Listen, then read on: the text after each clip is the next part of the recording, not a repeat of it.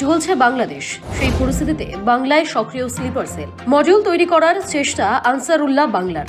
বাংলা থেকে ইতিমধ্যেই বাংলাদেশের জঙ্গি সংগঠনটির দুজন গ্রেফতার হয়। জেরায় জানা যায় তাদের টার্গেট ছিল শিলিগুড়ি করিডোর।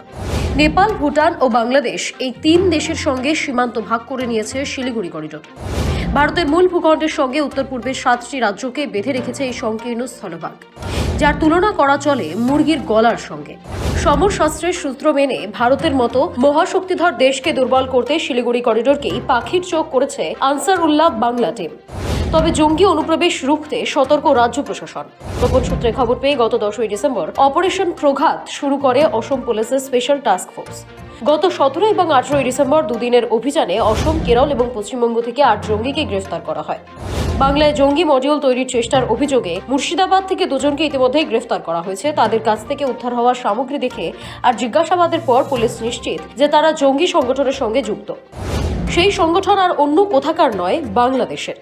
কিভাবে ওপর বাংলা থেকে নির্দেশ পেয়ে এবার বাংলায় সন্ত্রাস ছড়ানোর পরিকল্পনা হচ্ছে তা সাংবাদিক বৈঠকে বিস্তারিত জানিয়েছেন এডিজি দক্ষিণবঙ্গ সুপ্রতিম সরকার।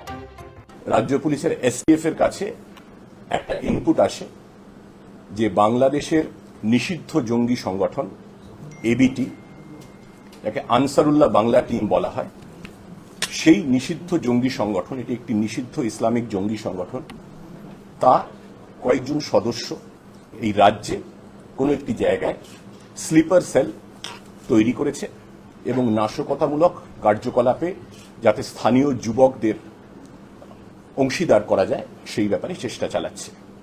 আমাদের কাছে আসাম পুলিশের তরফে এসটিএফ এর সঙ্গে যোগাযোগ করা হয়।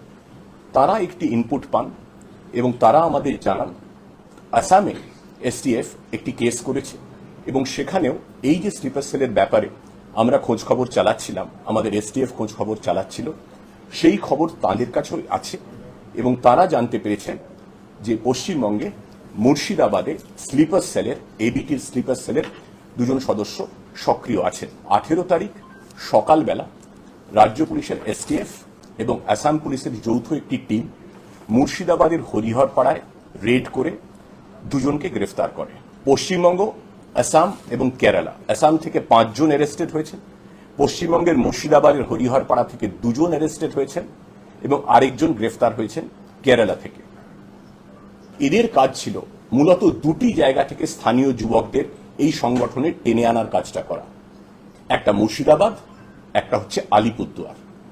এবং আমরা প্রাথমিক জিজ্ঞাসাবাদে শিলিগুড়ির উত্তরবঙ্গের যে করিডোরটা আছে, যেটা উত্তর পূর্বাঞ্চল ভারতের সঙ্গে যোগাযোগ স্থাপন করে, যেটা চিকেন স্নেক বলি আমরা, সেই 7 সিস্টার্স উত্তর পূর্বাঞ্চলের 7টি যে রাজ্য আছে, শিলিগুড়ির সঙ্গে যে যোগসূত্র চিকেন স্নেক, সেই অংশটিতে তাদের নাশকতামূলক কাজকর্মের সক্রিয় এবং নেপথ্যে থেকে দুভাবেই, স্লিপার সেলের মাধ্যমে এবং গোপনে অস্ত্র সংগ্রহের মাধ্যমে ভারত বিরোধী কার্যকলাপে আরো বেশি সক্রিয় হয়ে ওঠা। এইটুকু তথ্য আমরা আপাতত পেয়েছি। তদন্ত চলছে তদন্তের গতিতে। অনুপ্রবেশ রুখতে জঙ্গি কার্যকলাপে ইতি টানতে তৎপর রাজ্য পুলিশ। তবে এই বিষয়টিকে তুলে ধরতেই জারি রাজনৈতিক চর্চাও। অনুপ্রবেশকে ইস্যু করে রাজ্য সরকার তথা বাংলার শাসক দলকে বিততে শুরু করেছে বিজেপি। আমরাই চিকেন নেক নিয়ে প্রথম পশ্চিমবঙ্গে আন্দোলন করেছি। অনুপ্রবেশ তো চলছে 80-র দশক থেকে। বামপন্থীরা এদের খাস জমি পাইয়ে দিয়েছিল, ভোটার লিস্টে নাম তুলে দিয়েছিল, রেশন কার্ডের ব্যবস্থা করে দিয়েছিল। আর তৃণমূল কংগ্রেসের জমানায় তৃণমূল কংগ্রেস যেটা উপর্যুপরি আমাদের দিয়েছে পশ্চিমবঙ্গবাসীকে, সেটা হচ্ছে একটা জেহাদি চিন্তা ভাবনা, মৌলবাদের বীজ, সন্ত্রাসবাদের বীজ, এই ধরনের জেহাদি চিন্তা ভাবনা। ভারতবর্ষটাকে দারুল ইসলামে পরিণত করবার প্রচেষ্টা যদি ছোটবেলা থেকে শিক্ষা দেওয়া হয়, তাহলে তার পরিণতি ভুগতে হবে। সিপিএম নেতা মোহাম্মদ সেলিম অনুপ্রবেশ প্রসঙ্গে একযোগে আক্রমণ শানান কেন্দ্র ও রাজ্যকে। আমাদের রাজ্যে এমন একটা অবস্থা তৈরি হয়েছে যেখানে রেশারেশি করে ভোট বাড়ানোর জন্য হিন্দু হিন্দু মুসলমান মুসলমান করছে। এইসব পরিস্থিতিতে স্লিপার সেলগুলো বেড়ে যায়, তারা আশ্রয় পায়, প্রশ্রয় পায়। তাহলে এই ধরনের যাতে ঘটনা না ঘটে তার জন্য যে ব্যবস্থা নেওয়ার দরকার, পুলিশকে কি রাজ্য সরকার বা কেন্দ্র সরকার সীমানায় এসে নজরদারি বাড়াচ্ছে? ইতিমধ্যেই কংগ্রেস নেতা অধীর চৌধুরী বিস্ফোরক মন্তব্য করে বলেছিলেন, এখনই পদক্ষেপ না করলে বঙ্গের সীমান্ত জেলা মুর্শিদাবাদ, মালদা, উত্তর ও দক্ষিণ দিনাজপুরের অধিকাংশ এলাকা ওপার বাংলার অংশ বলে দাবি করবে বাংলাদেশ। মুর্শিদাবাদে 70% মুসলমান আওয়াজ উঠাচ্ছে, অতএব এটা এক্সটেন্ডেড বাংলাদেশ।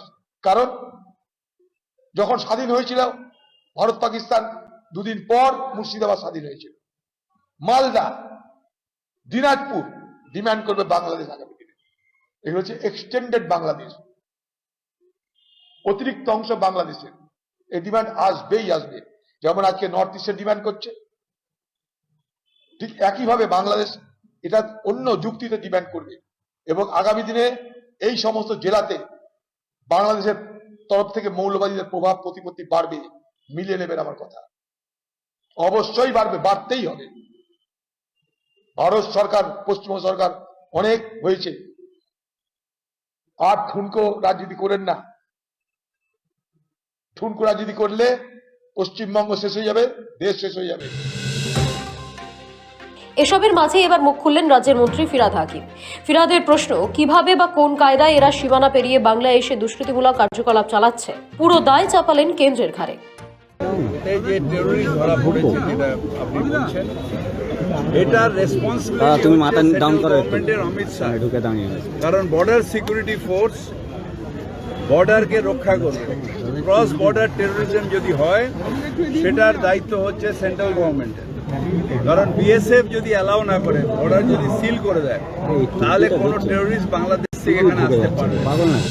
ফিরহাদ মনে করিয়ে দেন, দেশের বিরুদ্ধে কেউ কিছু বললে রাজ্য সরকার জিরো টলারেন্স নীতি মেনে চলে।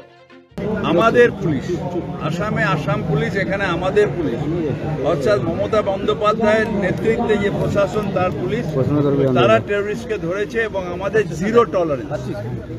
দেশের বিরুদ্ধে কেউ কিছু করলে জিরো টলারেন্স।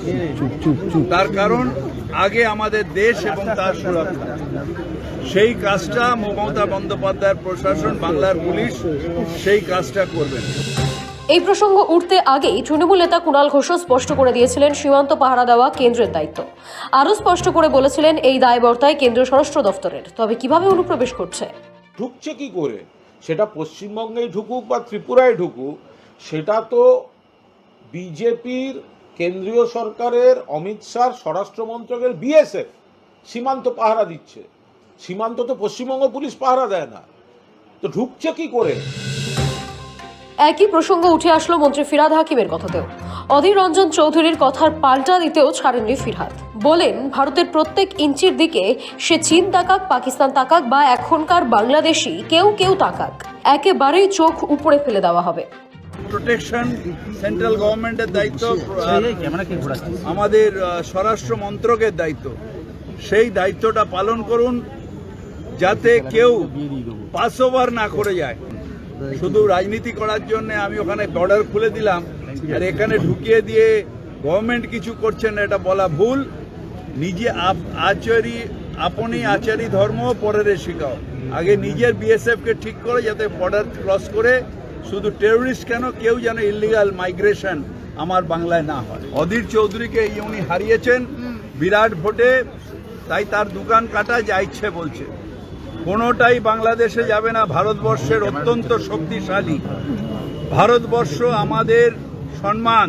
এখানে ওখানে বসে বসে বড় বড় কথা, দু চারটে যারা উগ্রপন্থী এবং ফান্ডামেন্টালিস্ট যারা নেতা, তারা হয়তো বাংলাদেশে বলতে পারে, কিন্তু তাদেরও দম নেই। মুখ্যমন্ত্রী মমতা বন্দ্যোপাধ্যায় একথা অ্যাসেম্বলিতে বলেছেন যে আপনাদের আইডিয়াই নেই, কুচকো একটা বাংলাদেশ, আপনারা হলেন কুঁয়োর ব্যাঙ, আপনারা জানেনই না যে ভারতবর্ষের শক্তি কি।